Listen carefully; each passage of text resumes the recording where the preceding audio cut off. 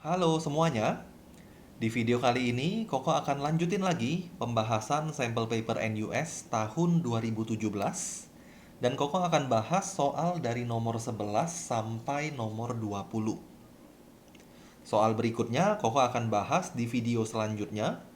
Jadi pastikan kalian jangan lupa untuk nonton pembahasan dari soal-soal berikutnya. Kita langsung aja lihat soal nomor 11.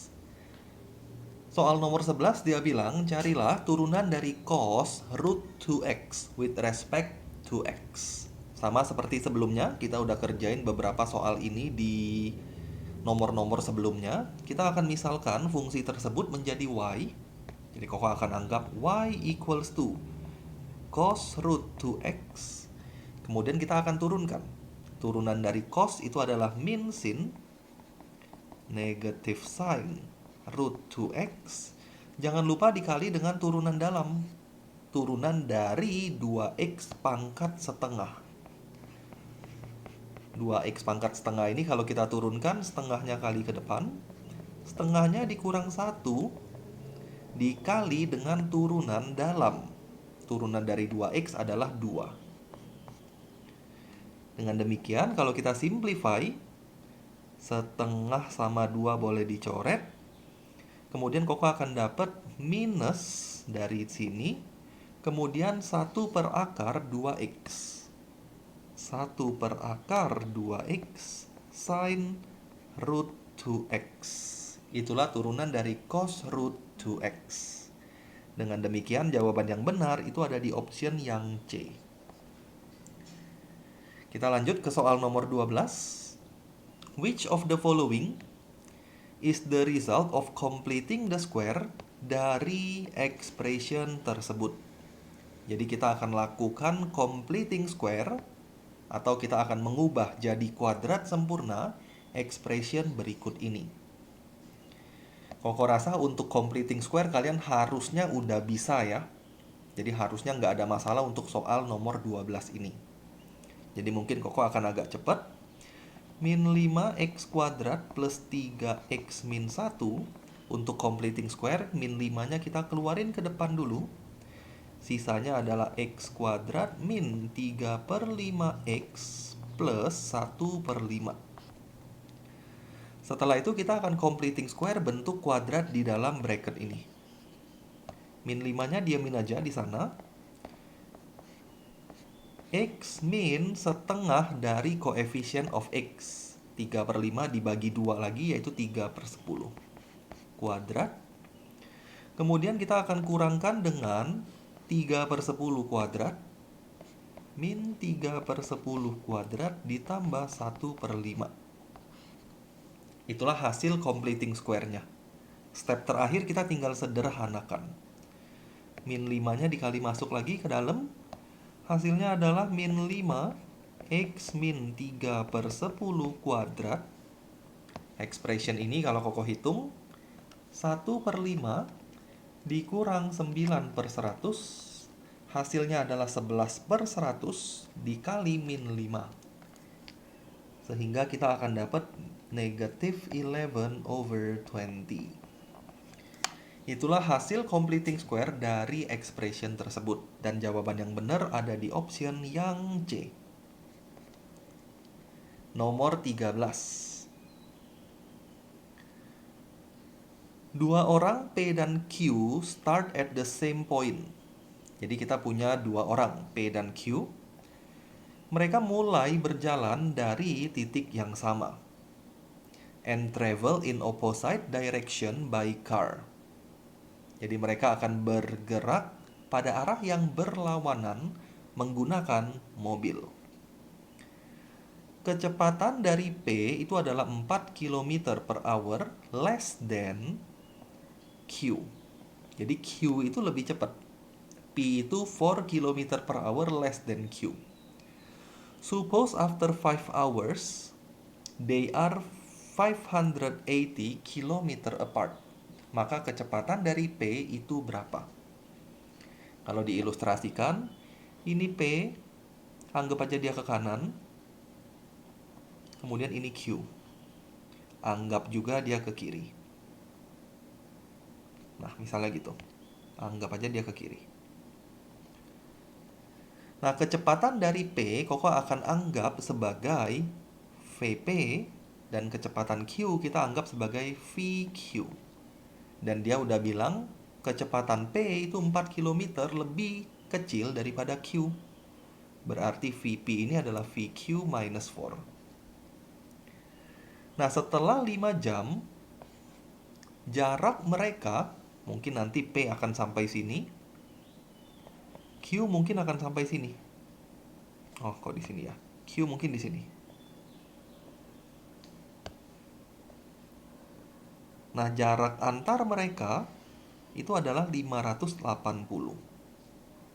Pertanyaannya, berapakah kecepatan dari P?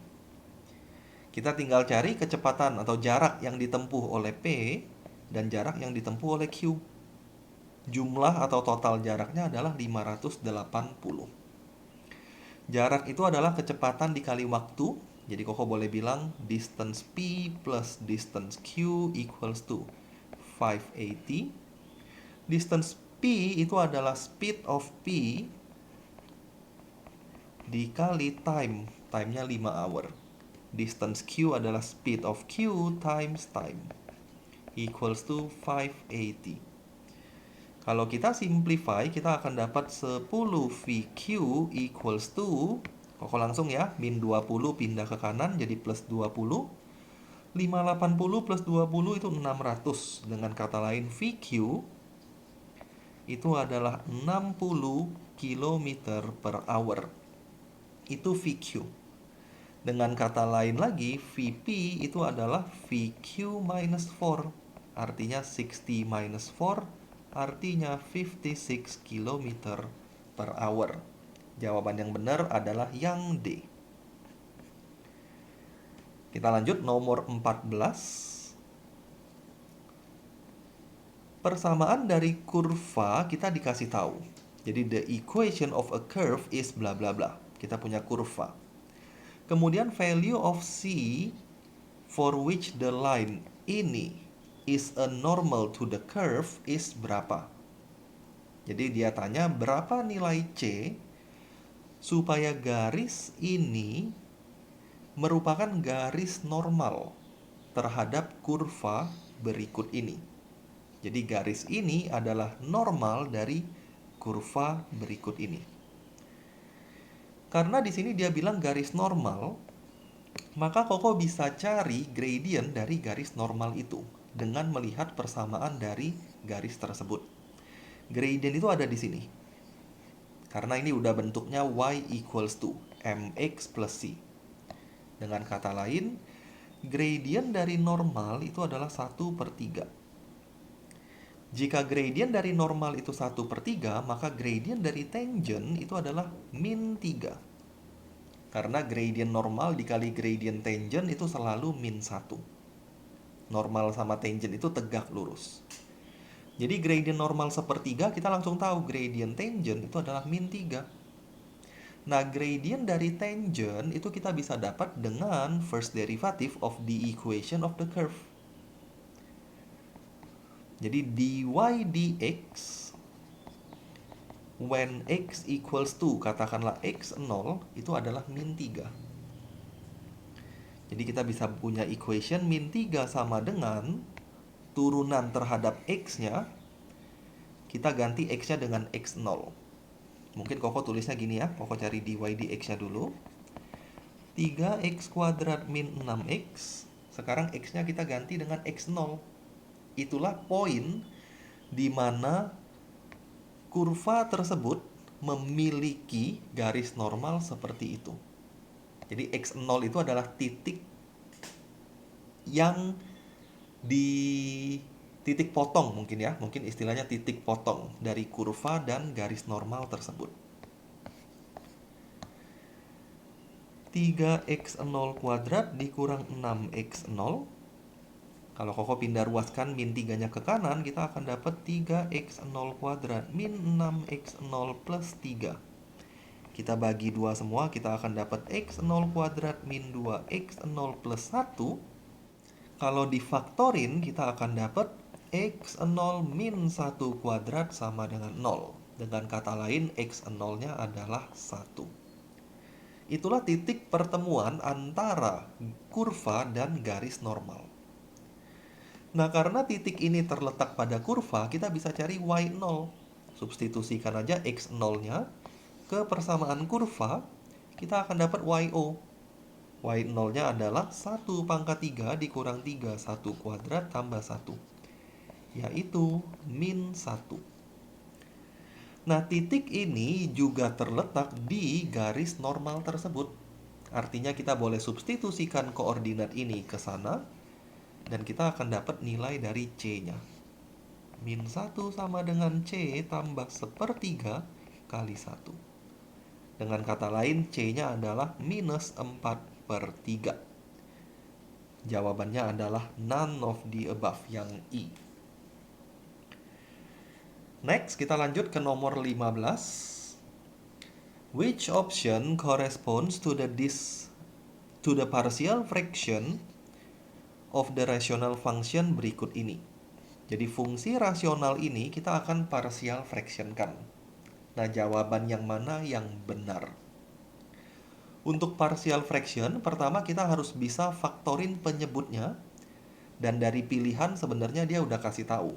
Penyebutnya ini bisa difaktorkan jadi 2x min 3, 3x plus 2. Jadi min 13 per 2x min 3, 3x tambah 2. Kalau kita cek sekilas, memang benar hasilnya seperti itu. Jadi memang hasil pemfaktorannya ya begini. Kemudian kita akan pisahkan. Kita akan ubah menjadi partial fraction. Nah, kalikan semuanya dengan penyebutnya. Jadi kalikan semua dengan 2x min 3, 3x plus 2. Maka sisanya kita hanya punya min 13 untuk ruas kiri, dan ruas kanannya adalah A, 3x plus 2, karena 2x min 3-nya tercoret, plus B, 2x minus 3, karena 3x plus 2-nya akan tercoret waktu kita kalikan dengan expression ini. Nah, untuk cari nilai A dan B, Koko akan substitusikan, atau mungkin Koko akan pakai eliminasi aja ya, mungkin lebih gampang dilihat. 3ax tambah 2bx, 3a plus 2bx. Koko langsung ya, ini ada satu step atau dua step yang Koko skip. Jadi kita kaliin masuk, kemudian kita kelompokin 3ax, 2bx, jadilah ini.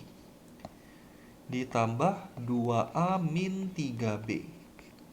2a min 3b. Itulah dia. Nah, sekarang kita comparing koefisien. Koefisien dari x untuk ruas kiri itu 0, ruas kanannya 3a plus 2b. Sedangkan bentuk konstantanya ruas kiri itu min 13, ruas kanan 2a min 3b. Min 3b. Dengan melakukan eliminasi atau substitusi, kita akan dapat nilai A dan B-nya. Koko akan pakai kalkulator aja. Kita akan dapat A-nya min 2 dan B-nya 3. Dengan kata lain, A di sini min 2, B di sini 3. Pilihan yang tepat itu ada di option yang C. Jadi nomor 15 jawabannya adalah C. Kita lanjut ke soal nomor 16. Dia bilang carilah nilai maksimum dari fungsi ini. Dan kalau kita teliti, fungsi itu adalah fungsi kuadratik. Artinya nilai maksimumnya akan terletak di stationary point-nya. Kita ekspansikan dulu aja expression atau fungsi yang dia kasih. Koko akan dapat 14x dikurang 14 kali 16, yaitu minus 224 minus x kuadrat plus 16x min 15. Kalau dirapiin, Koko akan ketemu min x kuadrat tambah 30x dikurang 224 tambah kurang 15 maksudnya. Kita dapat 239. Untuk cari nilai maksimum, Koko akan gunakan turunan pertama. Turunan pertama sama dengan 0. Turunan pertama itu min 2x plus 30. Min 2x plus 30 sama dengan 0, maka x-nya 15. Saat x 15 inilah nilai dari y itu maksimum. Jadi substitusikan lagi. Minus 15 kuadrat tambah 30 times 15 minus 239. Min 225 tambah 450 minus 239. Kalau kita hitung sekilas, 225 tambah 239 dikurang 450. Hasilnya adalah minus 14. Dengan kata lain, jawabannya adalah yang A. Kita lanjut ke soal nomor 17. Garis X plus Y equals to 6 memotong kurva ini di titik A dan titik B. Carilah persamaan dari perpendicular bisector of the line AB. Perpendicular bisector itu adalah garis yang membagi dua AB sama besar dan tegak lurus. Jadi let's say ini A, ini B, inilah garis AB. Perpendicular bisector itu seperti ini. Kira-kira seperti itu. Sama besar, tegak lurus. Jadi untuk mencari perpendicular bisector, kita harus cari dulu koordinat dari A dan B. Cara cari koordinat A dan B gimana? Cari titik potong antar kurva ini dan kurva itu. Atau lebih tepatnya garis ini dan kurva itu. Cari titik potongnya gimana? Ya substitusiin aja. X plus Y equals to 6. Berarti Y-nya itu 6 minus X. Kita substitusikan ke persamaan kurva. 1 per X min 1 sama dengan 3 dibagi 6 min X ditambah 1/4. Koko akan samakan penyebut atau mungkin lebih mudah kita kaliin semuanya. Dengan 4x min 1, 6 min x. Nah, jadi nanti penyebutnya akan hilang semua. Bagian yang pertama, x min 1-nya tercoret. Sisanya adalah 4, 6 min x. Equals to 3. Bagian kedua, 6 minus x-nya yang hilang. Jadi sisanya 4x min 1. Bagian yang ketiga, 4-nya yang hilang. Maka x min 1, 6 min x. Tinggal diekspansikan. Setelah diekspansikan, kita akan faktorkan untuk mendapatkan nilai X yang memenuhi persamaan ini. 24 dikurang 4X sama dengan 12X min 12 ditambah 6X min X kuadrat min 6 plus X. Kalau Koko pindahin semua ke sisi sebelah kiri, kita akan dapat X kuadrat. Kemudian 12 tambah 6, 18, tambah 1, 19. Pindah sisi jadi min 19. Min 19 min 4, min 23x. Terakhir konstantanya, min 12, min 16. Min 18, pindah sisi jadi plus 18. 18 tambah 24 yang ada di sini, itu adalah 42. Sama dengan 0. Kalau difaktorkan, kita akan dapat X min 21, X min 2 equals to 0. Dengan kata lain, X-nya adalah 21, atau X-nya adalah 2. Setelah dapat X, kita bisa cari Y-nya. Tinggal substitusi ke persamaan garis aja yang lebih mudah. Kalau X-nya 21, maka Y-nya adalah minus 15. Inilah koordinat pertama, anggap aja ini A. Koordinat kedua yaitu B, itu saat X-nya 2. Saat X-nya 2, kalau kalian substitusikan ke persamaan garis, kalian akan dapat Y-nya 4. Nah, setelah kita dapat titik A dan titik B, kita bisa cari gradient dari AB. Formula gradient harusnya udah tahu semua ya. Y2 minus Y1 over X2 minus X1. Kita dapat 19 dibagi min 19, yaitu min 1. Itu gradient AB. Maka gradient dari garis yang kita ingin cari, yaitu garis yang tegak lurus dengan AB, itu adalah 1. Karena untuk garis yang tegak lurus, hasil kali gradientnya adalah min 1. Kita anggap aja ini garis L, maka gradient dari L itu adalah 1. Setelah dapat gradient dari L, kita bisa cari juga midpoint dari AB. Karena garis L pasti melalui tengah-tengahnya AB. Anggap aja ini M. Midpoint itu adalah X1 plus X2 divide by 2. Jadi 23 per 2. 21 tambah 2 ya. 23 bagi 2. Koma Y1 min 15 tambah 4. Yaitu min 11 bagi 2. Dari sini Koko sudah ketemu titik yang dilalui oleh garis, dan Koko sudah ketemu gradient garis. Untuk cari equation of line-nya udah bukan perkara sulit lagi. Y minus Y1 equals to M X minus X1. Kalau disederhanain kita akan dapat X kurang 23 per 2. Min sama min jadi jadi plus, pindah ruas jadi min. Min 11 per 2. Maka hasilnya adalah X minus 34 bagi 2 yaitu 17. Jawabannya ada di option yang A.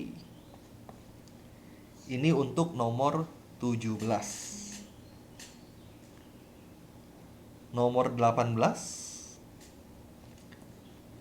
Turunan dari bentuk sin inverse. Turunan dari sin E pangkat min X dibagi E pangkat X terhadap X itu apa? Jadi Y equals to sin inverse E minus X over E power X. Turunan dari bentuk pembagian, kita harus pakai UV. Turunannya adalah dy dx ya. U prime V minus U V prime divided by V square. Oh, ini nggak ada inverse ya. Kenapa dari tadi Koko mikirnya ada inverse? Sin aja, bukan sin inverse. Nah, kita akan turunkan. Turunan dari sin itu adalah cos. Jangan lupa dikali dengan turunan dalam. Turunan bentuk E itu adalah diri dia sendiri dikali turunan pangkat. Turunan min X adalah min 1. Ini baru U aksen. Kali V. V-nya adalah E pangkat X. Dikurang U kali V aksen. Turunan dari E pangkat X adalah diri dia sendiri kali turunan pangkat, yaitu 1. Dibagi dengan V kuadrat. Kalau disederhanakan, E pangkat min X sama E pangkat X ini habis. Sisanya adalah minus cos E min X minus E pangkat X sin E pangkat min X dibagi dengan E pangkat 2X. Maka option yang benar ada di pilihan yang A. Itulah jawaban untuk soal nomor 18. Kita lanjut ke nomor 19 dan Koko akan akhiri di soal nomor 20.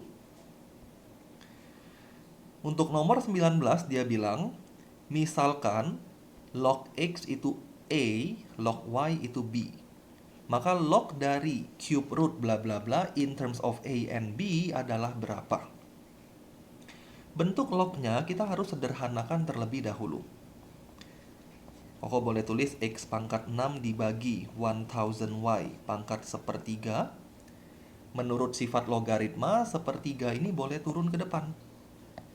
Jadi kita akan dapat sepertiga log X pangkat 6 dibagi 1000Y. Nah, kemudian kita gunakan sifat logaritma lagi. pembagian boleh diubah menjadi pengurangan. Sehingga Koko akan dapat 1/3 log X pangkat 6 dikurang log 1000 dikurang log Y. Karena X pangkat 6 bagi 1000 bagi Y, makanya dikurang dan dikurang. Kemudian 6 ini boleh turun ke depan. Jadi kalau kita turunin 6-nya ke depan, kita akan dapat 1/3 6 log X. Log X itu adalah A. Dikurang log 1000 itu adalah 3. Dikurang dari log Y. Log Y adalah B. Maka jawaban kita adalah 2A minus 1 minus 1 over 3B. Jawaban yang tepat itu ada di option yang B. Satu soal terakhir nomor 20. Setelah itu Koko selesai untuk pembahasan di video kali ini dan Koko akan lanjutkan soal esainya di video berikutnya. Jadi jangan lupa untuk dilihat juga pembahasan berikutnya. Nomor 20. Garis Y equals to 2x plus 1 is reflected about the line x equals to 3. Jadi kita punya garis ini akan dicerminkan terhadap garis x sama dengan 3.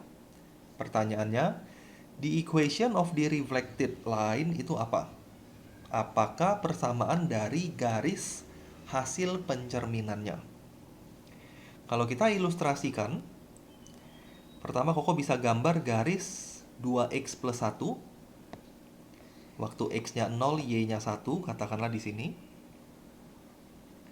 Kemudian waktu y-nya yang 0, x-nya min setengah, katakanlah di sini. Ini min setengah. Inilah garis yang pertama. Kemudian garis ini akan dicerminkan terhadap garis x sama dengan 3. Katakanlah ini 1, 2, 3. Inilah dia punya mirror atau cerminnya. Nah, ketika garis tersebut kita cerminkan, maka kita akan dapat dua koordinat yang baru yang dilalui oleh garis yang baru. Yang pertama koordinat ini. Kita tinggal hitung jaraknya ya. Ini 3,5. Maka ini juga 3,5. Maka kita punya koordinat, katakanlah di sini, itu adalah 6,5. Koko ulang ya, ini 3,5. Ke sana harus 3,5 lagi. Jadi 3 ini tambah aja dengan 3,5, yaitu 6.5. Sekarang satu lagi ini ke sana itu 3. Maka ke sana juga 3. Maka kita punya koordinat. Misalnya di sini, koordinatnya adalah 6,1. Nah, garis kita yang baru akan melalui dua titik itu. Cari persamaan garisnya gimana ya? Cari seperti biasa. Cari gradient, kemudian gunakan y minus y1 equals to m, x minus x1. Koko cari gradientnya. y2 minus y1 divided by x2 minus x1. Kalau dihitung kita dapat gradientnya adalah min 2. Setelah dapat gradient, maka persamaan garis adalah y minus y1. Koko anggap poin 6,1 aja.